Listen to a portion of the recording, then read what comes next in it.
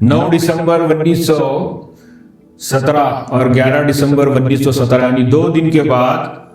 تینوں حرم جو ہے مسلمانوں کے ہاتھ سے ایک طویل عرصے تک نکل گئے، اور آج تک قبل اول مسلمان اپنا واپس حاصل نہیں کر سکے، اور اس کی بازیابی کے لیے ابھی بھی مسلمان جدوجہد کر رہے ہیں۔ بسم اللہ الرحمن الرحیم۔ محترم ناظرین،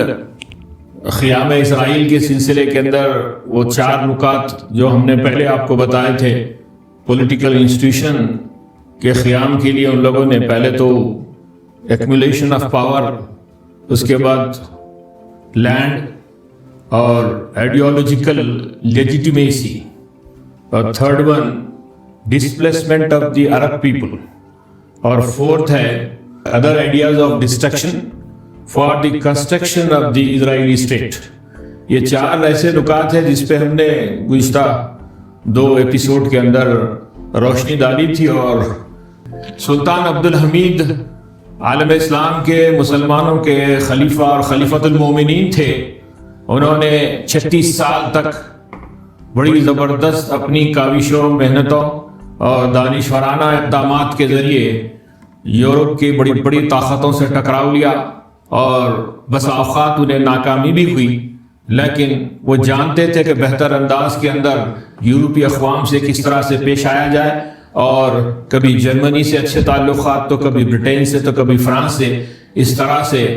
36 سال تک انہوں نے کامیاب دولت اسلامیہ کی خلافت کی۔ جب انہوں نے دیکھا کہ جیسا کہ ہم نے اپنے پہلے کے ایپیسوڈ میں بتایا کہ یہودیوں نے انہیں دھمکی بھی دی تھی کہ اس کا خمیازہ اسلامی سلطنت عثمانیہ کو بھگتنا پڑے گا اگر اس بات سے اتفاق نہیں کیا جاتا، تو اس کا کئی خطوط میں اور خود ان کی ڈائریوں کے اندر بھی سلطان عبدالحمید کے اس کا ذکر ملتا ہے، اور بہت سی کتابوں کے اندر اس پر بڑی تفصیلات آئی ہیں۔ تو بالآخر جیسا کہ ہم نے بتایا کہ 1909 کے اندر انہیں معزول کر دیا گیا۔ میں ایک ایسے آپ کے سامنے شخص کا تعارف کرانا چاہتا ہوں جس نے عالم اسلام کو سلطنت عثمانیہ سے کاٹ کر اسے ٹکڑے ٹکڑوں میں بانٹ دیا، اور اسے عالم اسلام کی جو وحدت تھی جو 466 سال سے قائم تھی، اسے اس کا شیرازہ بکھیر دیا۔ میرے گفتگو اور میرا مدعا اور میں جس شخص کے متعلق کہنا چاہتا ہوں وہ ہے برٹین کا جو مشہور، جس کو لارنس آف عربیہ کہتے ہیں، جس کی فوٹو آپ دیکھ سکتے ہیں، جس کو تھامس ایڈورڈ کہتے ہیں۔ تھامس ایڈورڈ کی تھوڑی سی آپ کو تفصیلات بتانا اس لیے ضروری ہے کہ مسئلے فلسطین کو سمجھنے میں مزید آپ کو آسانی ہوگی۔ لارنس آف عربیہ یہ وہ شخص تھا جو برطانیہ کے شاہی خاندان میں اس کی ماں ایک خدامہ کی حیثیت سے کام کیا کرتی تھی، اور اس کی ماں کو 6 بچے تھے، اور یہ بن باپ کے بچے تھے۔ آپ تاریخ میں بھی دیکھ سکتے ہیں اور انٹرنیٹ پہ بھی ویکیپیڈیا میں دیکھ سکتے ہیں کہ یہ ناجائز حرام کی اولاد تھی، اور اس نے ابتدائی سے بڑی زبردست فوج میں اپنی جو مقام پیدا کر لیا تھا۔ تو بحیثیت ایک ملٹری اسپائی کے وہ ایک آرکیولوجیکل آفیسر کی حیثیت سے عرب دنیا میں بھیجایا گیا۔ عرب دنیا میں بھیجنے سے پہلے اسے امریکن یونیورسٹی بیروت کے اندر پہلے عربی کی تعلیم دلائی گئی، اور وہ زبردست اس نے عربی میں تعلیم حاصل کی، اور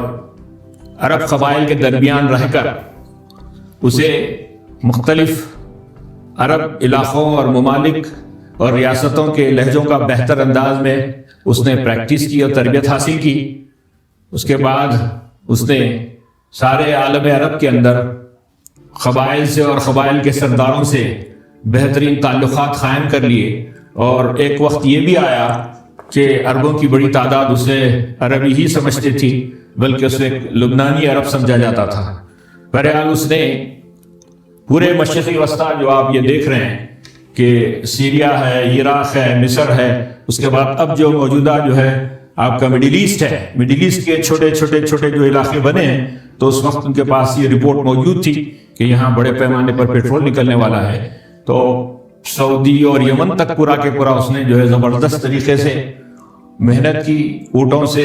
اور گھوڑوں سے اور صحراؤں سے گزرتے ہوئے اس نے کافی 12 سے 14 سال اسے پورے علاقوں کے اندر تعلقات بنانے میں لگے. اور آپ کو اندازہ نہیں ہے کہ اس کی جو کارستانیاں رہی وہ مسلمانوں کے لیے اور عالم اسلام کے لیے انتہائی نقصان دہ تھی. 1918 کے اندر جب اس کو برٹین کے پیلس کے اندر بلایا گیا ایک تقریب کے اندر, تو کنگ آف برٹین اس کو برطانیہ کا سب سے اعلیٰ ترین تمغہ ایوارڈ اسے دینا چاہتے تھے. تو وہ اس مجلس سے اٹھ گیا اور اٹھ کر کہا کہ ابھی میرا کام باقی ہے, مجھے واپس جانے دیجیے. تو بغیر ایوارڈ لیے کہ سیدھا وہ پھر عرب ممالک میں پہنچا اور اس نے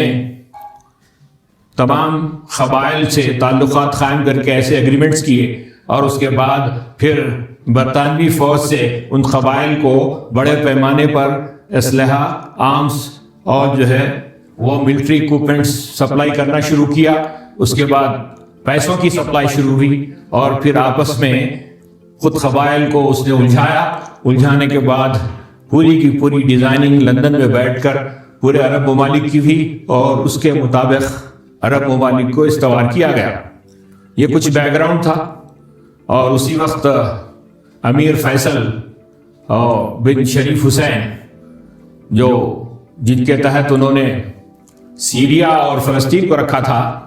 اور انہی کو پھر ایک سعودی عرب کے علاقے کے اندر اس وقت کیا صورتحال تھی میں وہ بتانا چاہتا ہوں. تو اس وقت ایک ڈمی قسم کی وہاں پہ بھی ایک حکومت بنائی گئی جس کا نام مملکت الحجازیہ الہاشمیہ تھا. المملکت الحجازیہ الہاشمیہ تھا. وہ صرف 15 سال کے لیے پیپر پر ڈمی بنا دیا گیا تھا, لیکن اصل حکمران تو برٹین ہی تھا اور برطانیہ ہی جو ہے حکومت کر رہا تھا. تو عزیزان گرامی, یہ تو بیک گراؤنڈ مختصر سا آپ کے سامنے تعارف میں نے کروایا. دراصل جیسا ہم نے پہلے بھی آپ کے سامنے کہا تھا کہ 1917 کے اندر 9 دسمبر 1917 کو فلسطین کا الحاق اور فلسطین پر سے اسلامی خلافت عثمانیہ کا جو ہے اس وقت خاتمہ ہوا. 9 دسمبر 1917 کو وہاں کے گورنر حسین سلیم حسینی نے شیخ بدر کے مکان پر سارے عہدیداروں اور افسران کو بلایا اور بلا کر یہ ڈسکس کرنے لگے کہ اب حالات بہت خراب ہیں اور خون خرابہ ہو سکتا ہے. تو اس وقت جو وہاں کے گورنر خلافت عثمانیہ کی طرف سے جو مامور ہوئے تھے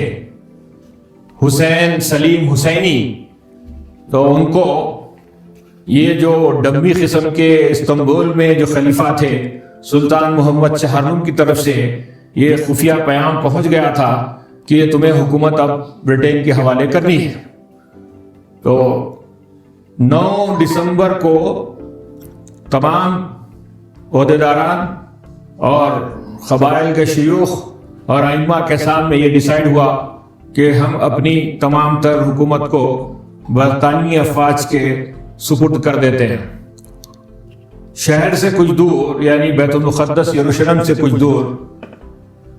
برطانوی فوج کا فیلڈ مارشل یلنی وہ وہاں کیمپ کیا ہوا تھا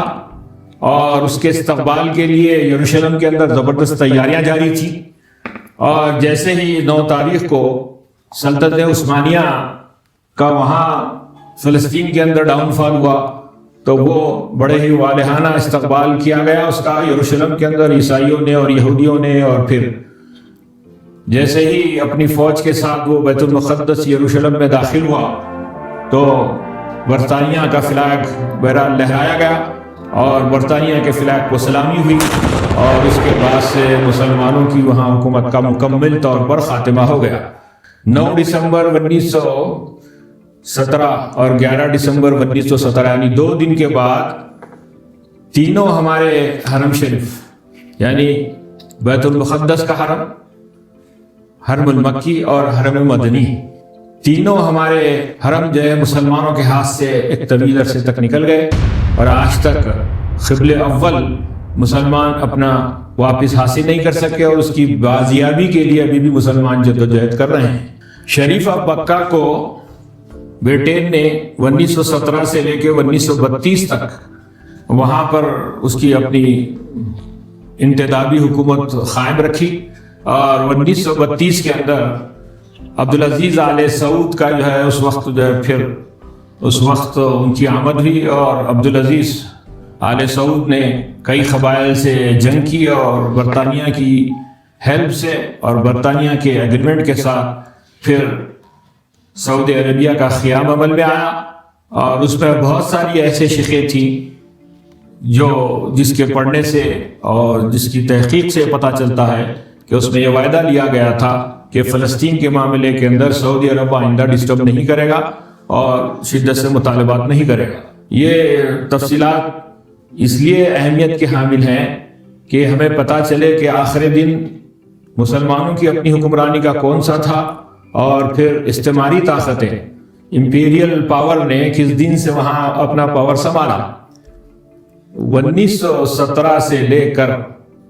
یعنی 1948 تک مسلسل برطانوی حکومت کی افواج نے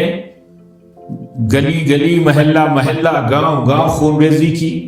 اور جتنے کوئی فعال اور جتنے جو ہے ایکٹیوسٹ وہاں پر اور انقلابی شخصیتیں فلسطینیوں کی تھی، شیوخ کی تھی، آئمہ کی تھی، سب کو یا تو چن چن کر قید کیا یا تو قتل کیا یا ڈیپورٹ کیا۔ اور 1919 اور 1920 کے بعد سے مسلسل اضطراب رہا اور مسلسل شورش برپا تھی، اور بغاوتیں گاؤں گاؤں اور ہر ڈسٹرکٹ میں ہو رہی تھی، اور مسلسل مسلمان اپنی ہڑتالیں کر رہے تھے، احتجاج کر رہے تھے، جلسے کر رہے تھے۔ یعنی ان کی 38 سالہ جو محنتیں تھیں، وہ محنتیں انہوں نے کبھی بھی اپنے آپ کو جو ہے اس سے جو ہے باز نہیں رکھا، بلکہ وہ مسلسل آگے بڑھتے گئے۔ لیکن شومی قسمت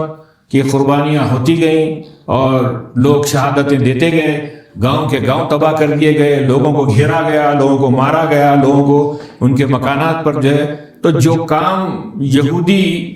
کرنا چاہتے تھے اس کا پورا کا پورا نقشہ جو تھا اس کو کمپلیٹ جو ہے برٹش آرمی نے کمپلیٹ کیا، اور اس کے لیے اتنا طویل عرصہ لیا، اور اس کے مطابق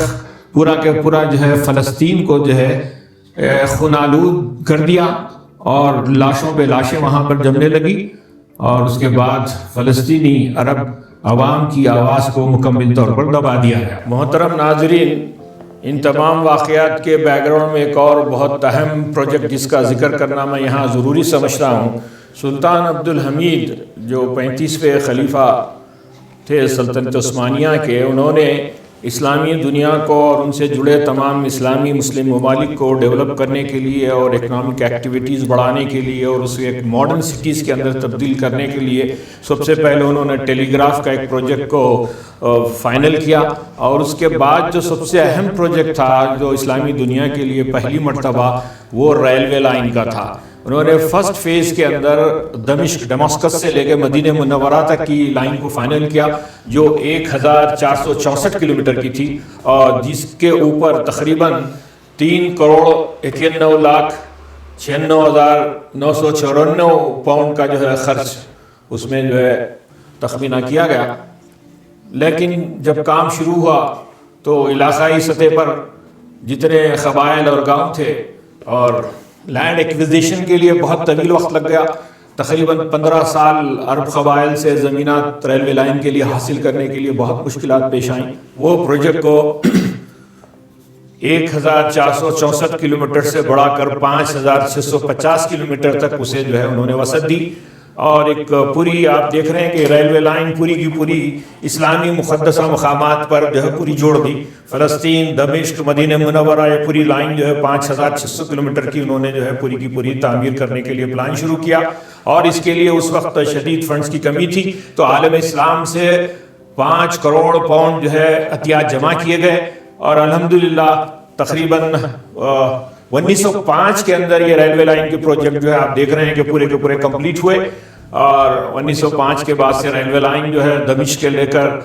فلسطین، پھر فلسطین سے لے کر دمشق اور ہوتے ہوئے پھر مدینہ منورہ، اس طرح سے پوری کی پورے اسلامی ممالک کو، عراق کو، سیریا کو، سعودیہ جو موجودہ سعودیہ جو حجاز تھا اس وقت، اس کو اور فلسطین کو جوڑا گیا تھا. اور یہ بہت زبردست تبدیلی تھی، اور اس سے زائرین کو اور اس سے بزنس مین کو اور انڈسٹریلسٹ کو بہت فائدہ ہو رہا تھا، اور کافی مال و اسباب اور پروڈکشن جو ہے اور خود زراعتی فصلیں بھی جو ہے بڑے پیمانے پر ایکسپورٹ ہونا شروع ہو چکی تھی، اور ایکٹیویٹی کئی سو گنا جو ہے وہاں پر پورے علاقوں میں بڑھ چکی تھی.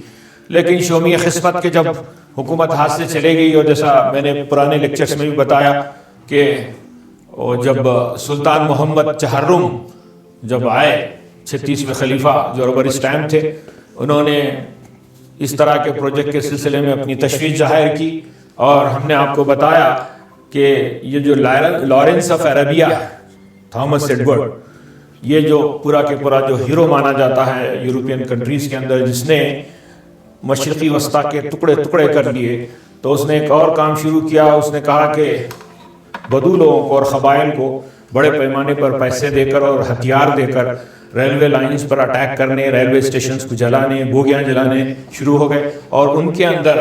علاقائی، قومی، لسانی اتنی نفرت پیدا کی گئی ترکیوں کے خلاف کہ بھائی کوئی ترکی کی چیز دکھے تو اس کو توڑ دو، جلا دو، یا اسے جو ہے فنا کر دو. یہ نفرت کے ذریعے اس طرح سے پوری ریلوے لائن کو پہلے تو کہا کہ گیا کہ بھئی فرسٹ ورلڈ وار اور سیکنڈ ورلڈ وار کی وجہ سے جو ہے یہ ریلوے لائن کو روکنا پڑا. ویسا نہیں ہوا، بلکہ خزدن برٹین کو ایک بہت زیادہ اس پر غصہ یہ تھا کہ اس وقت سلطان عبدالحمید نے دیکھا کہ